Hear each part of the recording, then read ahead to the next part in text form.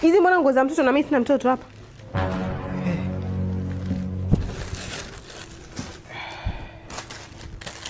Mimi sina mtoto, hizi nguo za mtoto zinitoka? Ama alikuwa mpelekea nani?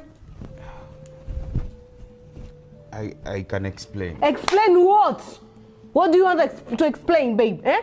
Hizi nguo ni za mtoto, alikuwa mpelekea nani hizi nguo? Kumbe nguo za mtoto hizi. Za nyanya.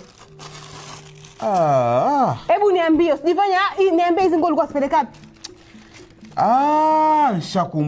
Nishakumbuka. Mimi nilikuwa kwenye gari na Hoka Juma, sio mjua yule rafiki yangu. Namjua.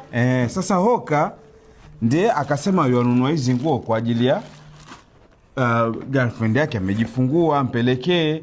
Tuzinunua pale Diani Baby Shop. Pale Naivas hapa juu pale Get Mall. Ndio tupata, yani wana nguo nzuri mpaka na mimi nikatamani, nasema ingekuwa na mimi nina mtoto ningemchukulia. Lakini ndio hivyo. Kwa hiyo tukipata mtoto tuende pale Get Mall pale, tukamchukulie nguo. Hizi za Hoka amenunua hapo.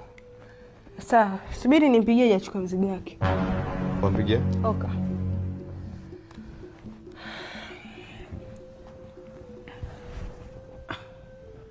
Acha nikampigie huko. Mpigie. Nampigie?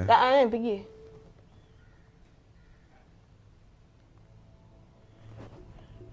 Sawa, naenda mpigie. Hapa. Nimpigie hapa. Mpigie. Weka loudspeaker. Leta.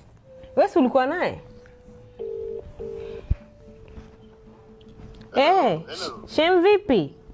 Safi sana Shem, mzima? Salama, sijui wewe. Salama, mmeshindaje huko? Hatujambo. Uko na Bujra hapo? Si tuko naye hapa Bujra. Tuko naye hapa kidogo tunapata msosi. Vipi? Bujra mimi niko naye hapa.